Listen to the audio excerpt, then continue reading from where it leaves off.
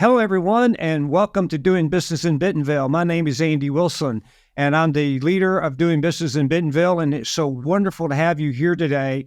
We have got such a great podcast lined up today because what we're going to bring a subject matter expert online, and he is going to really talk to us today about team effectiveness. And my guest today is David Gloss. David, welcome to Doing Business in Bentonville.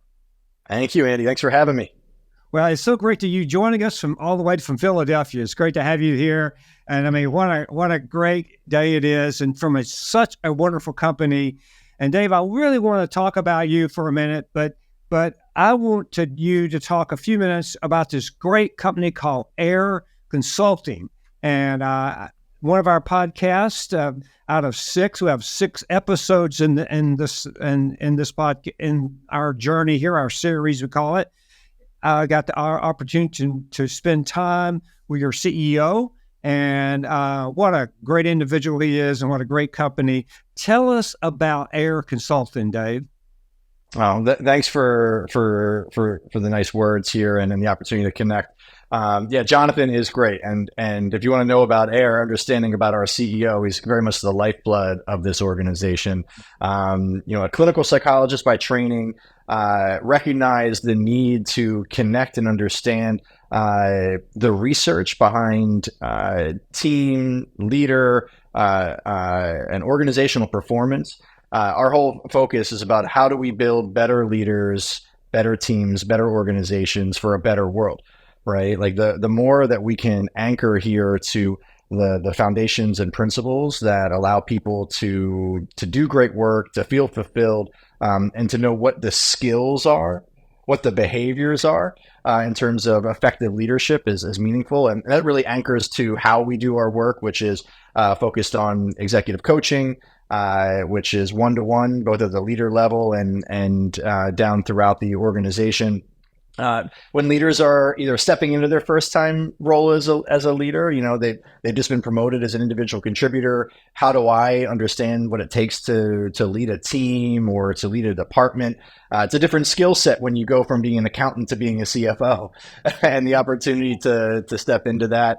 On the team effectiveness side, similarly, right? Like, the getting 1 + 1 + 1, if it equals 3, that's great. If it equals 5, it's better. If it equals 2, that's when you call AIIR and help to amplify and turn that around. Leadership development, I think that's an area where, we're seeing a lot in our research. So we do a ton of research at AIIR as it relates to what do modern leaders need today? What do modern organizations across the globe? We're a global organization. So, what are the core skills that are required, and how do you train leaders in today's world to be successful, both at, managing themselves, managing others, and leading their organizations respectively. So, we're across industries from pharma to finance and everything in between. And it's been a fun ride. I've been with the org for about 5 years now. I just had my 5th anniversary, so excited to see the ride it's been on. Well, Dave, it's so great to have you here. And I will tell you, Dave, that was a great job talking about AIIR Consulting. It is such a great company, and it's really, as Dave said, it's really about improving the effectiveness and performance of the organization, the teams, and the leaders inside that organization. Now, Dave, you're quite the expert, and I want to talk about you for a moment because. Oh, Andy, you make me blush. You have a big job at AIIR, and what you get the opportunity to do. And let me just tell you a bit about Dave. I want him to fill in some blanks here, but Dave is also I had the opportunity last January to visit AIIR's home office in Pittsburgh, and not Philadelphia. Yeah, that's that, in Philadelphia. So I had the opportunity to visit AIIR in Philadelphia, their home office there. What a great facility, and spend time with many of the team members there in the organization. But Dave, you're a senior leader consultant at AIIR, and in your role, you serve on the senior leadership team, and your really focus is driving team effectiveness inside the organization. That's where you work with many organizations there. I want you to talk about that because one of the things that you do is really help companies, teams focus on effectiveness. And I want you to talk about that. But you hold an MBA of International Business from Temple University. You have a BA Political Science from Dickerson College. So, Dave, you're qualified. You've got a lot of experience. So, talk to us about what you do. What does head of team effectiveness? What do you do in a company like AIIR? Yeah, so I think one of the most important things that I do here in my role as the head of team effectiveness is to be an advocate for the practice of teaming, right? So I want to really anchor to this. I think there's a misnomer in the evolution of how organizations and companies invest in their teams or what it takes to do that. I think we all know the whole like, oh, well, let's do it offsite. We'll do a team building activity. It used to be trust falls, like all that. Like those are events, and those are very important in helping build a sense of connection and cohesion and offer opportunities to build trust within teams. But the practice of teaming is something that I like to be akin to home ownership, right? You can build a house, you can build a team, but if you don't maintain that house, it becomes overrun, overgrown, in disrepair, right? It doesn't become a place that you want to live in or to feel like you're flourishing. And the same thing on the team. Once you build a team, you have to keep investing in the maintenance of that team. And the practice of teaming is a series of skills and behaviors that we really impart into not only our organization here at AIIR, but at our clients. So we have about 75 consultants globally serving clients from Singapore to Chicago. And what we're doing is creating these experiences and helping teams understand, how do I strengthen my culture within my team? How do I establish that culture? How do I allow it to flourish and navigate moments when strategies might change or we bring new members of the team in, right? Because if you just invest in those event-based teaming things instead of the practice, well, how do you bring a new team member into the group? All of a sudden you have these cliques that form between in-group and out-group, between people that are more tenured and things like that. So we help create the behaviors and work with leadership teams and other teams to understand, what does it take to build that culture, and then what does it take to increase and sustain high levels of productivity. Now, those are very specific terms, culture and productivity. It's a model that we've developed at AIIR, and it's part of also my work is in driving our research initiative. We build our models and our tools and frameworks over the last 15 years, studying like hundreds of teams and organizations, thousands of leaders, and what are the characteristics that allow them to be successful, and then translating them into practical principles. So a lot of my work is how do we understand and proselytize the practice of teaming, make it accessible for folks so that any leader or team can do it, build strong cultures, high levels of productivity, but also how do we continue and keep it practical, translating all the research into things that are meaningful. That's really exciting and so important. Now, one of the things that when I talk to subject matter experts or leaders, spend time with them, here's what they do. They say, okay, COVID was like a date, when COVID happened, we use COVID and we know when that date, we know that date. Okay. I was where, when, right. Yeah, right. Now people work from home or other places around and wherever. Now companies are bringing people back to work, to their offices. So what are the leadership teams dealing with the transition from you were at home for 2 years or whatever the number, and now you're back at work, you're back together. Some days you're virtual. It's all over. So explain to me what you're right now learning and dealing with teams since COVID. Yeah. I think there's two things that I think are important to note. One, teaming and post-COVID and hybrid is not a monolith, right? Like let's every organization is different, and every industry is different values that govern it, different types of work. Like you take I work with a 125-year-old construction and engineering firm, right? You have about 15% of that workforce that are traditional white collar, and then the rest are split across contractors and union labor, and it's different for everybody. So I want to be real clear. It isn't the same for everybody, but there are some things that are emerging that are principles that are important that I think we can follow.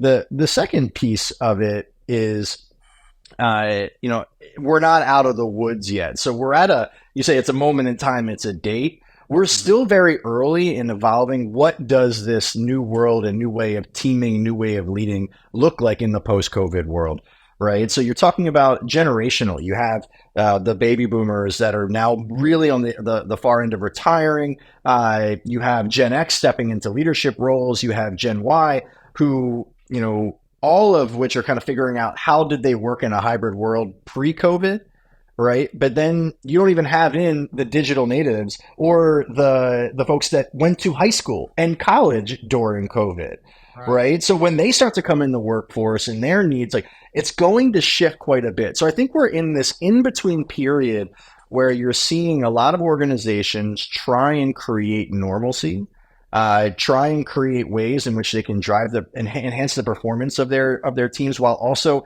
simultaneously trying to appeal to multiple generations and needs and values and styles and such. I think what we have found about the moment that we're in right now is that, again, it's not a monolith. The concentration of, and then Gartner had some great research on this that I think is important to reference. But the biggest determining factor about how do you work in the post-hybrid world centers in the team in and of itself.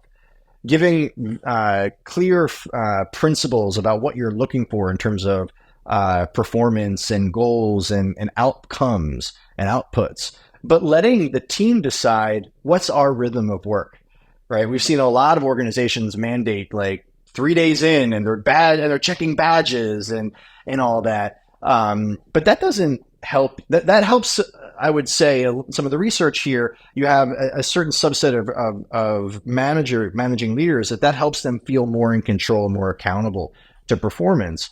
That like when they're badged in, they're getting work done. But that doesn't work for every group. And in those particular areas, you want to create, again, the center of power within the team. Like if you say you want them to come into the office 3 days a week, that's okay. But when you say it's Tuesday, Wednesday, Thursday, well, what if some members of the team aren't in on those days or have other things? You have somebody come in on that day and none of their team is there. Well, if the goal is to increase their sense of connection to the org and productivity, that actually diminishes it. But if you gave them the opportunity, we'd love you all to figure out over the course of the quarter, getting together in person, what's your rhythm for coming into work, and then connecting and bonding and brainstorming, decision making, like bringing in new team members. If you give them what you're hoping they do and give them the autonomy to do it, that's where you're seeing a lot more buy-in and seeing a lot of higher levels of engagement, even 2 times higher level of likelihood to stay when that autonomy rests within the team as a whole. Well, I think you're saying some really important things there, because it really about giving them, not the influence. It gives them the inspiration to figure this out together as a team, which you want them to do, to work as a team. Let them figure this out on the front end, work together to get that done. Definitely, I can see that increases productivity, efficiencies, et cetera, that you talked about. Now, you mentioned culture earlier, and I think since we're talking about the pandemic a bit, how has culture taken a hit? You talk about that. What's happened to culture? And then with your expert thoughts on this, what's next? What should companies do and leaders do next? Yeah. We call it the culture crash. That's really happened as a result of, the rapid forced, migration to hybrid and distance learning and things like that. where the rhythms that we grew up becoming comfortable with, and that's where I think it's important. Like when I say we, I'm talking, those that have been in the workforce pre-COVID, because we're starting to see more people coming into the workforce now that went to school during it. But I think the rhythms that we were most comfortable with or familiar with, we talk about the water cooler conversation or those weak ties and strong ties, but the weak ties that were formed, we lost the ability to do that in a digital first or hybrid first world. So you're seeing these micro cultures emerge and micro communities emerge within organizations, and they're struggling to create sort of what's our broad sense of culture. So hence the power of the team to be the conduit for the broader company culture is becoming quite important because it's quite fragmented. The other thing that's actually important too is that when you're in this post-COVID world, or if you're working for a hybrid organizations, that all of the work is done through this box, right? This screen, this moment. And that's not just the work, but it's like how you connect, right? How you get work done, how you brainstorm, how you collaborate. There's a great way of thinking about it, like a 2x2. Firstly, when under trust, under culture, you're trying to build trust and safety. You're trying to build a sense of connection, and you're trying to create the conditions for meaningful dialogue, right? To have tough conversations. If your only mechanism and mode for those exchanges is this box, and you aren't creating other rhythms for it or hoping that those tacit relationships you relied upon previously will help bridge the gap, you're going to miss out. So what we've been able to do with our research and what we're sharing with our clients is think about it. What are the moments in which you do work alone and do work together? What are the moments and situations where you do work remotely or co-located? What's most important that you do in those quadrants when you're either alone and co-located or together and apart? How do you do that? Like, where is good brainstorming supposed to happen? Right? Like, I don't know about you. And when do you get your best ideas, Andy? Oh, listening with a group. No question. With a group? Yeah, with the team. Yeah, but I love that. So for me, like when I hear things sharing, like it's when we're together. Others, it might be when they're in the shower or they're driving home. We lost the commute, right? Yeah. Like we lost these little moments where we get for information to settle in our minds and then for it to come back. So what we're encouraging, and this is why, again, the power of culture and the power of the team for them to shape, how do we brainstorm on this team? Mm-hmm. How and when do we make decisions? Right? Like, how do we use Slack or asynchronous ways of communicating to get work done? And when we come together, it's when we're going to brainstorm or we're going to make decisions or like if we're going to build teams, like, okay, let's invest in getting together in person, right? It might be quarterly or once a year or something, but how are we choosing them intentionally? That's the big jump and shift, is that organizations should become more experts at helping their people, their leaders, their teams recognize what are the practices of teaming that we need to invest in and when and how do we do them. Because otherwise the culture crash when you're just heavily relying on like, okay, it's just happening, right? We're relying on sort of just like, it just occurred. That's no longer something you can trust. Wow, that's powerful. Now, Dave, you're really hitting on some great points here. So now, as a leader there, as they're listening to you talk about culture. They're listening to you give them some great advice how to build a strong culture in that organization. What else would you say? Because we're gonna leave culture in a moment. But what else would you say to the leaders today that are listening and viewing at us about what else they should do to build a strong culture? Any other thought?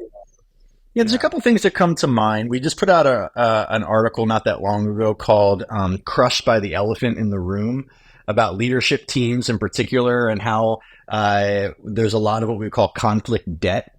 This is sort of the result of the shift to hybrid and over-reliance of what I would consider traditional modes for culture building and connection building, where the moments where we can resolve issues over a happy hour or things of that nature have to be done more practically and more intentionally. Think about it, right?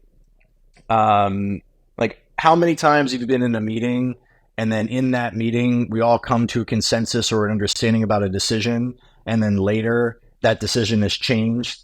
For some reason, there was another conversation that happened in the meeting after the meeting or something like that. That creates conflict. How do you resolve that when you're like weren't involved in it?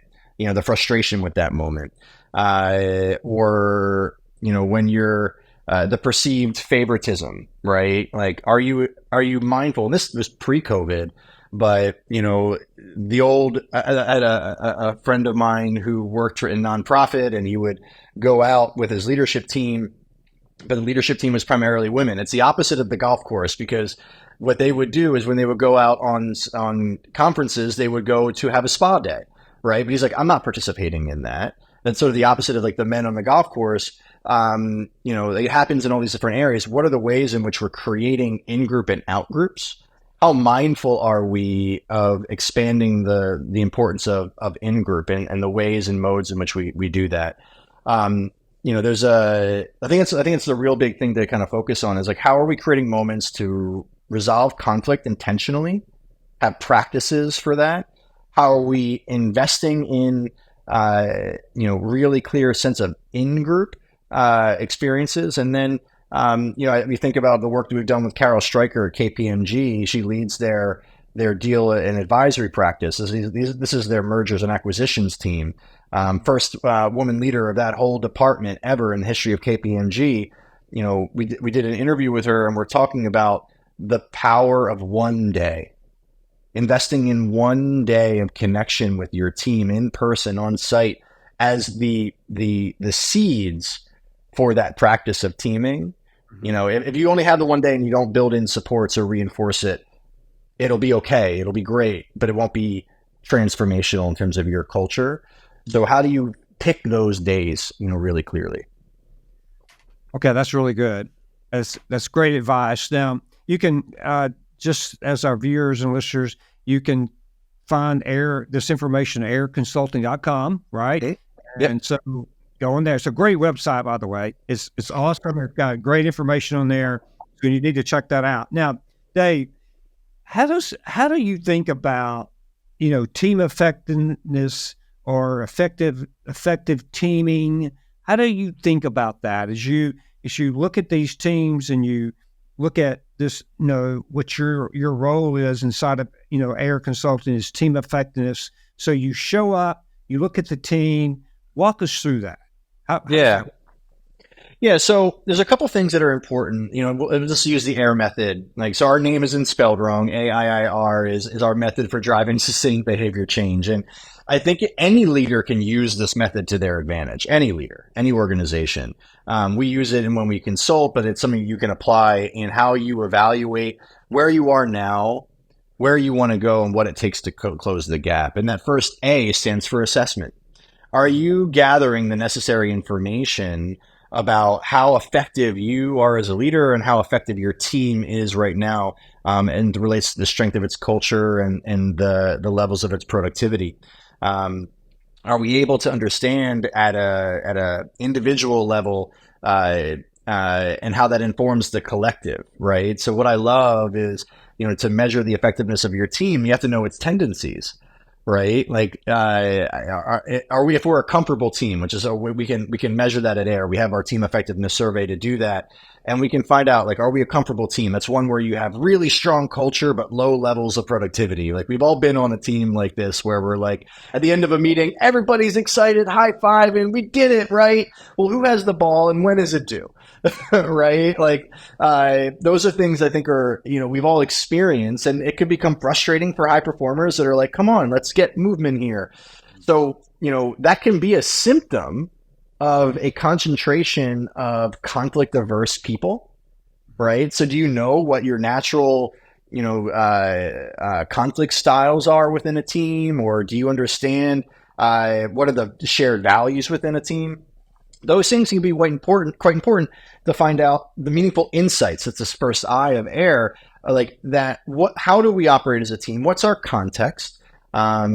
there's if you might be familiar with like the Tuckman model, right? The forming, storming, norming, performing, right? So where getting a sense of where are we on this journey, because we might be having some conflict, but if we're still early on, we're like, okay, we're storming. What do we want to do? What do we want to know about ourselves to help us, work through? To then ultimately choose where do we want to focus to enhance our effectiveness? What do we want to implement? The second I within it. So AIIR, assessment, insight, implementation. Like, what do we want to implement to help increase our effectiveness and ultimately reinforce? Our work in the practice of teaming is helping teams shorten that storming and norming phase to get to performing quickly and ultimately reinforce that practice as they grow. So when you think about the effectiveness of teams, great teams know their purpose, why they exist. They know how they navigate conflict and make big decisions. They have a sense of connection and a sense of understanding of what matters to each other personally and how those shared values inform the way they do work. And they invest in understanding their stakeholders. Who are we to others, and how does that inform the ways that we work over time? Great high-performing teams are ones that invest in helping understand where they are now, where they're going, how to close the gap, and investing in those little practices, defining their purpose, how they operate, etc., in order to really reinforce that. You've just shared with us a great example and a process, an assessment on what every leader wants, and that's a high-performing team. Every leader wants that. They want a team that is focused. They want a team that knows roles clearly. The roles and responsibilities are clear. They want a team that's effective. They want a team that everything you just said, that's what they want. And what I heard, and you have an assessment process that gets to those questions, and you help then to navigate the future to develop that team to that effectiveness. Is that? Yeah. I think you hit on it really well. I think what we've been able to do is, through our research, is make it practical. So, my past life, I worked for a couple of venture-backed tech startups and took them to acquisition. I was a member of the leadership team within them, and we had some great consultants join our work at the time and help do some of that individual personality assessment and team assessment, help us get clear on our purpose and how we operate. One of the things that I found was when we didn't use them, right, we didn't work with them, our runway, like it took us forever to get clear on who we were, how we wanted to operate, and to get that real sense of high performance. But when we did work with them and do the assessment and invest in slowing down, defining our purpose, defining our roles, defining our values, defining how we have conflict and rumble on difficult issues, our ability to take something that would normally take 18 months of organic gelling and boil it down into 3 months was so meaningful. It's what inspired me to do the work that we do. And that's exactly it. Like, and we do it in a way that either you can work with us to do it for you, or we can train your internal HR people to do it on behalf of your organization. But we try and do it in a way that it's practical, accessible, human, but also highly reliable. Wonderful. Wow. That's really good. And it's great. And I would tell you, I would encourage team leaders today. You're on a team, and you don't believe your team is this level, or there's opportunities. You need to reach out to Dave at airconsulting.com. You need to look at their website. You need to see and go through and look at all the things that they do. And Dave, you've been excellent. This has been such a great conversation. And as we wrap things up, what else would you say to our viewers and listeners today around team effectiveness? Anything else that's going on that you look at, if you want to look forward, what are opportunities that teams may run into, challenges, things like that? Anything like that to help us as we wrap? This has been really I think the important thing is to know that we're playing an infinite game, right? Like we sometimes apply finite principles to this infinite game. Like, we're going to be the best, yeah, but for how long? Right? Like, so change is perennial. like situations and context evolve. So as you're a leader, you might reach that high performing level, but guess what? There's something right around the corner. The next Gen AI, something's going to happen. We haven't even talked about how Gen AI is going to be incorporated into how teams organize themselves and operate, et cetera. Like that's the next horizon. So, take on that learner mindset, be open to what's going on, try your best. Nobody has it perfect. There are principles. Everything we talked about today are principles and models to help you get the best outcome for your team and what's going on in your world.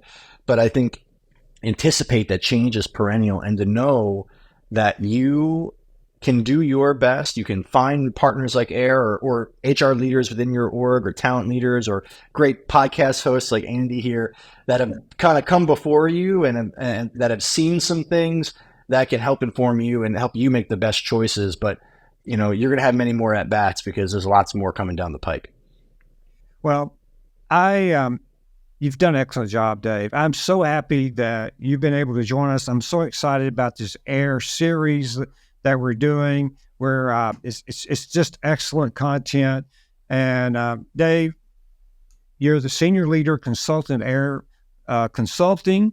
Your focus has been around teams and team effectiveness. So thank you so much for joining us, Dave. You've done a great job. I'd love to have you back. I'd love to have AIR back so we can keep this going, because now what we have to do is come back and talk about what you said we haven't talked about yet, and that's the future, and we need to talk about that because I think that's going to really make some significant change and adjustments to teams going forward. Excellent. I appreciate it, my friend. Thank you, and we'd love to keep the conversation going. Okay, let's do it. All right, thank you again, Dave. Have a wonderful day. Goodbye, everyone. Thank you for joining us. Again, my name is Andy Wilson. You've been tuned into Doing Business in Bentonville, and with my co-host, I call you my co-host Dave Fox with AIR Consulting. So again, Dave, thank you very much. Have a wonderful day.